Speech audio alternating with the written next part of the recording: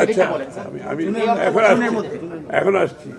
জুনের মধ্যে জুলাইয়ের মধ্যে এগুলো কোনো ব্যাপার না, এটা আরেকটা ভুল ধারণা। জুন জুলাই কোনো বিষয় না, এগুলো হচ্ছে IMF এর সাথে যেই প্রোগ্রামটা শুরু হয়েছে বিগত আওয়ামী লীগ সরকারের। আপনার একটা মাথায় রাখতে হবে, আওয়ামী লীগ সরকারের সাথে IMF এর এই প্রোগ্রামটা নেওয়া হয়েছে। এখানে অনেক ধরনের শর্ত ওখানে দেওয়া আছে, এর মধ্যে অনেকগুলো শর্ত তো আমাদের কাছে গ্রহণযোগ্য নাও হতে পারে, তাই না? তখন একটা অনির্বাচিত সরকারের অধীনে এই প্রোগ্রামটা নেওয়া হয়েছে। মাথায় রাখতে হবে এটা নির্বাচিত সরকার। সুতরাং আমরা যে এই শর্তগুলো আমরা গ্রহণ করব সেটা জনগণের যদি কোনো ধরনের স্বার্থ সংরক্ষণে বাধাগ্রস্ত হয়, সেই সিদ্ধান্ত তো আমরা একটা নির্বাচিত সরকার নেব না।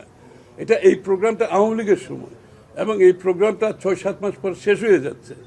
এরপরে আমরা এই প্রোগ্রামের ফার্দার কি হবে এটাও সিদ্ধান্ত আমরা নিই নাই।